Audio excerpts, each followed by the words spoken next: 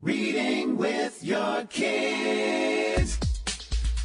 Hey, so great to see you. Come on in. Hi, my name is Jacqueline, and this is the Reading with Your Kids podcast. We are coming to you from the beautiful and kind of spooky neighborhood of Reedville in the southwest corner of Boston, Massachusetts.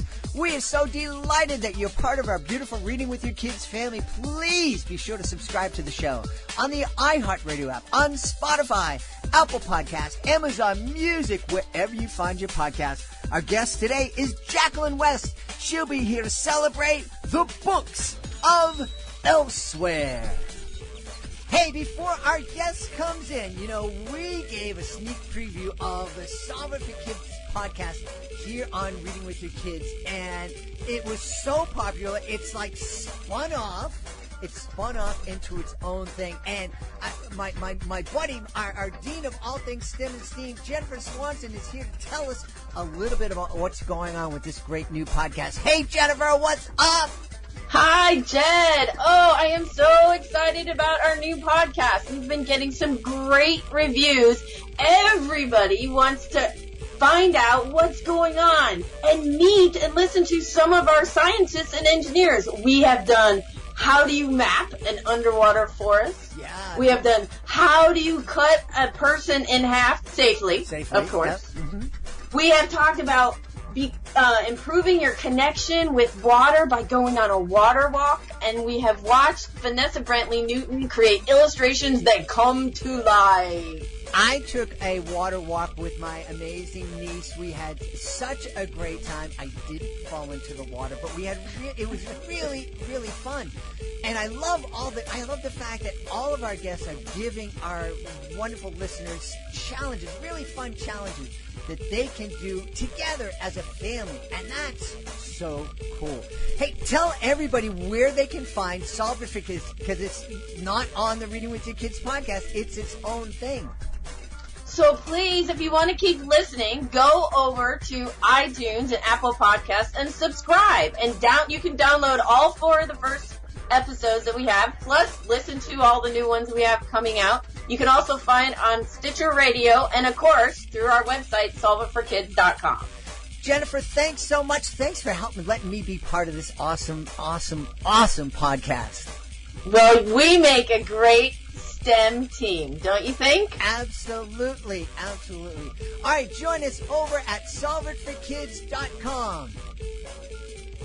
Join us right now from Red Wing in the beautiful state of Minnesota. She is the author of the Books of Elsewhere series and so many others. Please welcome to the show the latest member of the spooky middle grade authors, Jacqueline West. Jacqueline, how are you? I'm great. Thank you so much for having me. I'm really excited to have you here to help us celebrate all things spooky and creepy and gory and all that other kind of stuff. That is my kind of celebration. Yeah. First, before we talk about specific books, what drew you to this genre? Because I'm looking at you. You have this big, beautiful smile. You're plants in your home. It's sunny. Yes. It's not gloomy at all. But here you are writing about spooky and creepy things. Mm-hmm. Yeah, I have always just been drawn to the spooky. I mean, as a tiny kid, my favorite character on Sesame Street was the Count. Like, I always wanted to go to the Count's castle with the howling wolves and the dancing bats. Yeah, I think in general it's because I'm quite a chicken. Like, I have a lot of fears, some rational, some utterly irrational. And for me as a kid, the scary stories were a way to kind of like, touching the hot stove just for a second and then for a second longer and seeing how long you can handle it. So yeah, for me, scary stories were an empowering thing. They were a thing that, I did either alone with my flashlight under the covers late at night or with friends at slumber parties, reading scary stories to tell in the dark. And yeah, it's just always been a thing that gave me that sense of excitement and sort of weird power, even while I was frightened. And now as a writer, I get to put my characters through awful things and be the one totally in control. So yeah, it's pretty great. That's interesting. I've never heard anybody say that spooky stories can be empowering. Oh, absolutely. Yes. Well, I mean, as a kid, so much is out of your control. And here's this thing, which when you are imagining it, your brain is in control. It's as scary as you want to make it in your own mind. It's so different from a movie that way. You know, like I'm still scarred by some scary movies I saw as a kid, sometimes unintentionally. You know, you walk into the room and something's on TV and you see it and it's stuck in your brain forever. But books, you're participating. You get to be part of concocting that scary world. And if you don't want to anymore, you can close that book. So yeah, to me, it's really, it's an empowering thing. Yeah, interesting. I loved Stephen King and all of those kind of books right up until my son was born. And there was something that happened. I was in the middle of, I believe I was in the middle of reading an Anne Rice book, one of the vampire books. And I was halfway through it. My son was born. He came into the world. I just immediately fell in love with him. And I picked up the book again, and I think I read 2 or 3 pages, and I said, nope, I don't want to deal with this anymore. And I haven't. I watched my daughter likes watching some creepy shows, and she went through a phase where she had to watch every ghost hunter show on TV, and there were a lot of them, boy, and none of them ever found a ghost. I couldn't believe it. Like all these shows, all these seasons, you never find anything. Come on. No, I hear that completely. I'm a parent now myself. I've got 2 tiny ones, and yeah, it has changed what I can handle. And I know that'll probably shift again, but right now anything where bad stuff is happening to small kids, that's off the table for me. So there are certain things I will never write about and don't want to read about and don't want to watch, no matter how good they are. But yeah, like I said, I'm sure that'll eventually shift again. Before we start talking about your books specifically, what you mentioned television and walking in on something, the horror, the spooky stories. It's a different experience when you read them in books and you watch them on TV or in the movies. And to be honest with you, when I was a kid, and even when I was a kid, it was different. I'm not sure when it happened, but there is some point where the media, especially in movies, went from telling stories that were spooky and had some horrific, aspects to it, to just being slice and dice movies. The storytelling stopped and it was just gross. Yeah. Stephen King actually wrote about that pretty interestingly in one of his books. That's kind of a critique of the horror genre, and he splits it into terror and horror. And terror is, it's that creepy feeling, that sense of wrongness, that sort of emotional and intellectual response, which is what I find really interesting and also can be really elegant. It's all the classic Gothic literature. And then there's like the horror and the gore, which is kind of the, just visceral body reaction to gross things. Yeah. And that interests me way less. I like that less as a viewer. I like that less as a reader. I'm not about jump scares and splatter stuff. No, pain does not interest me. No, it's just creepy stuff. That sense of looming potential wrongness that I find a lot more fun to play with. Yeah. There are scenes that you can read about in the book, and there's no one's getting stabbed, no one's getting chased by a chainsaw, but it's just this creepy feeling in the air, and it just comes off the page and oozes into your body, and you get that tingle where you don't like tingles being, and it's like, this is horrible, but it's fun. Exactly. That's what I'm going for. So why don't you let us know, you have so many books, just pick one that if we were in your library and someone said, where should I start reading the Jacqueline West books, which one should I start with? I suppose you'd have to start at the beginning of the Books of Elsewhere. The Books of Elsewhere was my big 5-book dark fantasy, mystery, creepy middle grade series, which started in 2010, and then a book a year came out between then and 2014. So yeah, if you started with volume 1, which is called The Shadows, you'd get a really good picture of what I am about as a writer. And it's definitely my most read book. Most kids, if they've read anything of mine, that's probably it. Yeah. So who are we going to meet in the Books of Elsewhere? Sure. So the main character is a girl named Olive Dunwoody. She's 11 years old, and her parents are both math professors. They see the world through these really mathematical, logical terms. To them, though, math is like romantic and exciting and gorgeous, and it's their whole life. And Olive is extremely different from her parents, and therefore thinks that she's not very smart, and might even be kind of disappointing to them because she's not this kind of intelligent. And so when they move to a new town, they have moved a lot in Olive's life, they buy this old stone house, and there's all this local lore about the place. Like everyone else in the neighborhood knows about this house and the people who used to live in it. And as Olive starts to explore it, she notices more and more things that her parents just don't perceive, because it's not very mathematical or logical. It's not part of their worldview. But Olive is daydreamy and creative, and she starts to notice that there's something odd about all the paintings that have been left hanging on the walls. That inside some of the picture frames, she can even see something moving just out of the corner of her eye. And eventually, when she finds a pair of spectacles that are hidden in a drawer upstairs and puts them on, all of the paintings in the house come to life. And she can even climb inside of them, explore these worlds where everything is made out of paint, where everything is really hushed and eerie. It turns out some of the people in those paintings are portraits of the house's former owners, and others are people who possibly were once real live humans themselves who have been trapped in these painted worlds and need something from Olive. So that's where the Books of Elsewhere begins. Wow.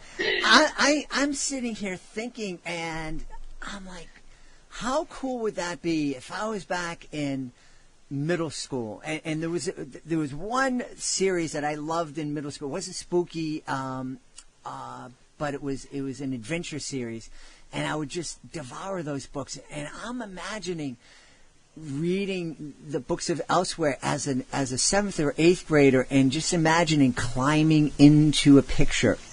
How cool would that be? Going into a museum, there are all these different worlds that you could explore. Yeah, I wish I could too. It's such a fantasy. I know. If only. Where did that, I'm curious, where did that spark of imagination come from for you? So I think with the paintings, well, as a little kid, I was pretty sure that most inanimate objects were actually alive. Like I thought any kind of food item had feelings, any, piece of furniture that I bumped into, I'd usually apologize to the furniture. Like I like to imagine that everything had its own personality and feelings. And so that extended pretty easily to stuff like artwork.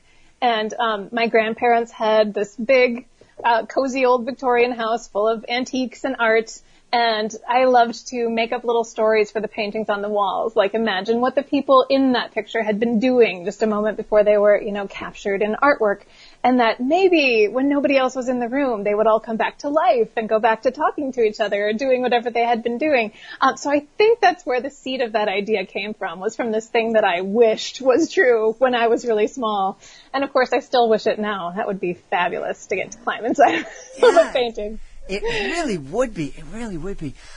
I'm wondering, as you're diving into these worlds and creating these creepy experiences for kids and spooky experiences for kids, do you ever creep yourself out? Do you have to have the lights on when you're writing? Almost never, which is amazing because, like I said, I'm a total coward. But when I am the one creating, I am in charge. And so even while I know, I'm using things that frighten me. I'm using the dark, the woods at night, deep water, spiders, whatever things I want to employ. Even though those things are normally frightening to me, like if I confronted them in the real world, on paper, I'm creating something out of them. I get to be, the master. And so I get to make my characters do those scary, uncomfortable things and survive and come through it. And, So no, I don't usually scare myself which is amazing. Now, you mentioned you are a mom. Mm-hmm. Do your kids enjoy reading your books? My oldest is still a little too small for my stuff. Okay. He's 5. And so Yeah, I'm sure someday we'll read this. I mean, he's heard a couple of chapters of one of my books and then he totally lost interest. But eventually, no, right now he's mostly into dinosaurs and extinct creatures, and we're finally into the Beverly Cleary phase, like getting into some really great lower middle grade stuff, but he's not reading my stuff yet. Awesome. Now, you also write middle grade fantasy. Yes. What's the difference between spooky and fantasy?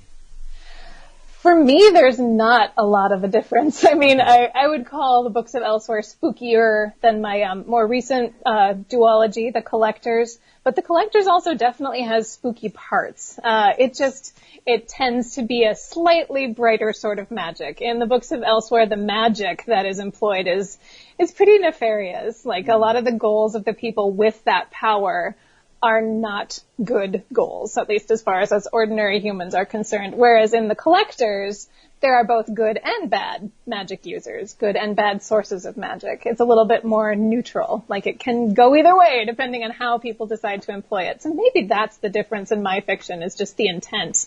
But like I said, yeah, The Collectors has lots of dark and spooky spots. So if you are a kid who likes spooky fiction, I think you'd still enjoy some of that too. Yeah.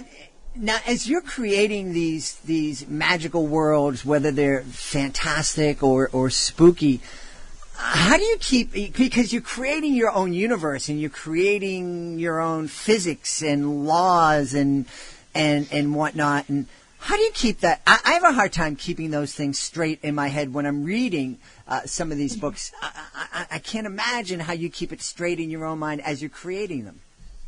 Oh, that's such a good question. Often when I start out, I don't know. I have no idea. You know, it's like learning physics on another planet. Like, nothing really makes sense, and you just get to kind of play and throw things at the wall and see what happens. But eventually, like, what you discover is, how does magic work in this world? Who has it? Who doesn't? And what I have found is probably the most important thing, is that magic has to have limits. I mean, if there aren't limits to what it can do, then it's just this, like Deus ex machina kind of thing, like it could save the day, and that gets really uninteresting. It has to be limited. It has to have things that it can never do, or people that can never use it, and that's what makes it so much more fun. It gives you all that potential for conflict around it. So yeah, my magic in my books is always quite limited. In the books of Elsewhere, it basically only occurs within these paintings, at least for the first few books. It's all related to art. In The Collectors, the magic is all related to wishes and wish making. So it's not like the entire world is full of people waving magical wands and doing spells, which could be anything. It's just wishes and wish-related creatures. So yeah, I like to keep it narrow, keep the magic focus kind of small. Maybe just because then I don't have to keep track of as much. Interesting. Well, I have to tell you, as a professional magician, one of the things that I am always asked, and it boggles my mind sometimes, is, kids would come up and go, is magic real? And sometimes I kind of go, well, the magic between us when we're kind, that's real magic. Yes. This stuff is not, But I think a lot of those questions are coming from kids who are reading books like yours, where there's magical things happening, and they want to know, can some of that stuff happen to me? Yes, yeah, I know. As a kid, I definitely wanted it to. I mean, I suppose that's why I was a big reader. And I suppose it's why I'm a writer now, is I am greedy and I want to have all those impossible magical lives. And if I can't do it in the real world, I'm going to do it on paper. That's really cool. Now, you mentioned that you have another book coming out in the springtime. Can you give us a little sneak peek at that? Sure, yes. It's called Long Lost, and this one is a standalone, not a series. It's middle grade, and it's kind of my twist on a ghost story. So in a way, it might be my creepiest thing yet. It's the most sort of realistic spooky that I've done. It's about a girl whose name is Fiona, and her sister is a competitive figure skater, and so because of this sister, the family has to uproot and move to a new town where Fiona is totally isolated. But the cool thing is, this little old town, the library is a former mansion, the mansion of a local heiress who has donated her home now that she has passed on to the town. So it's this fabulous library, and Fiona's a bookish kid, and as she explores, she finds a book that she begins to read. And soon she realizes that elements of this book seem to match things in her new town, that there are locations that match and other things that make her think maybe this story is true. But then the book disappears and no one will, even the librarians are lying to her about whether it existed in the first place. So that's where the mystery begins. So yeah, that's Long Lost. It comes out in May and I'm really excited about it. That's awesome. That's awesome. Now, I've asked the other, Halloween week, we're featuring interviews with a number of the spooky middle grade authors, and we have a special treat on Halloween night. Well, one of the things I asked the authors are, do they have any kind of spooky, scary Halloween memories? Did anything happen to you on Halloween or around Halloween that really kind of stands out? Oh, I loved Halloween growing up. I mean, one of my favorite Halloween memories is I'm from the Midwest and I grew up in Wisconsin, and we had the famous Halloween blizzard on Halloween night one year, and I think it was like 1.5 feet of snow fell, and it started to fall while my friends and I were out trick-or-treating. We were finally old enough that we were out without any grown-ups, and the snow fell and fell and fell, and the whole town just went silent. No one was on the roads. And we were still out there in our costumes in this blizzard, and it was so eerie and quiet, and also really cool because we got tons of candy. No one else was still trick-or-treating. But yeah, that's a Halloween that stands out in my mind. Not so much for ghostly reasons, just for atmospheric ones, but that was a happy one.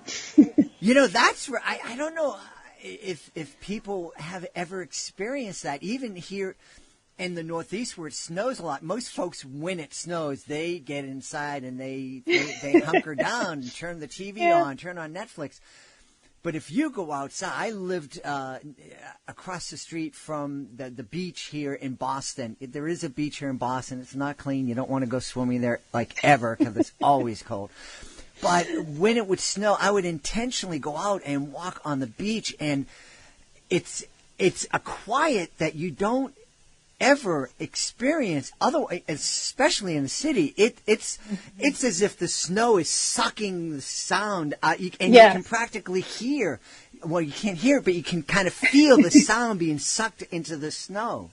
Yeah, absolutely. Yes, the whole world, suddenly it kind of feels like you're in a snow globe. Everything is just muffled, and there you are inside in the dark and the quiet. Yeah. That would be a great premise for a book. I mean, you were talking about characters going inside paintings.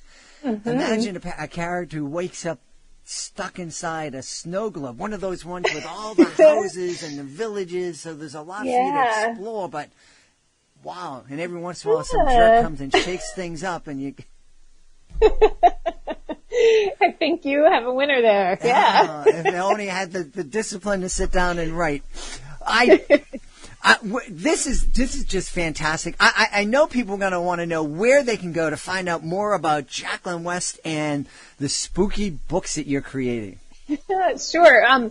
My website is just my name, JacquelineWest.com, where you can find all the links to everything else, lots of interviews, videos, books, links. My books are in most bookstores right now, and of course, please order them if they are not, or find them at your local library. As I said, I'm also a member of Spooky MG, Spooky Middle Grade Books. We also have a website and Twitter presence, and we do classroom visits, and well, these days by Zoom.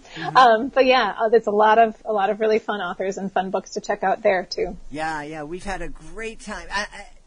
And I'm really excited. I'm imagining that the books of Elsewhere would make for a great movie. Yeah. Let me put a bug in someone's ear there. I think it would be a great movie just because it would just give a cinematographer, a director so much, give them a big playground to play in. Yeah, they are very visual, and there's been a lot of talk about that, and a lot of close but not quite things happening. So I might have news on that front to share soon. We'll see, but yeah, maybe eventually. Keep our fingers crossed. We've had a great time speaking to the author of the Books of Elsewhere and so much more, a member of the Spooky Middle Grade Authors, Jacqueline West. Jacqueline, thanks so much for being with us. Thank you so much for having me. Please be sure to join us for the next edition of the Reading with Your Kids podcast. Our guest will be Kim Ventrella, another member of the Spooky Middle Grade Authors, here to talk about another fantastic spooky book we may want to read with our kids. Hey, if you are the author of a fantastic children's book, you may be incredibly frustrated and how difficult it can be to let the world know about your great book. We have a couple of great programs that can really help authors. Of course, being a guest on the Reading with Your Kids podcast is a fantastic way to tell thousands of people about your great book. It is fun, it is easy, and it is absolutely free. We also have our Reading with Your Kids Certified Great Read program. If our panel believes that your book is worthy of 4 or 5 out of 5 stars, it becomes a Certified Great Read. And with that status comes a number of fantastic promotional tools that can help your book stand out from all of the books that are published every single month. You can learn all about all of our author services by going to our website, readingwithyourkids.com. Click on the Authors Click Here button at the top of the page. Scroll down to whatever program you are interested in. Right now, I am very, very interested in thanking the people who made today's show so wonderful. Of course, I want to thank our guest, Jacqueline West. Please be sure to check out her Books of Elsewhere. Also want to thank my incredible team, starting with my daughter, Alejandra Doherty. She's doing such a great job. You know, if you're not an author, go check out readingwithyourkids.com. She's done an amazing job rebuilding that website, giving it a really fresh look. There's so much great content there, and we're adding to it every single day. Check it out today, please. Readingwithyourkids.com. Also want to thank my incredible producer, Fatima Khan, my awesome author, Ambassador Peggy Cotto. I absolutely need to thank my beautiful wife for all of the support she's been giving me. But most of all, I want to thank you. Thank you so much for taking the time to join us today. And as always, thank you so very much for taking the time to make the world a better place by reading with your kids. I'll be looking for you in the next edition of the Reading with Your Kids podcast.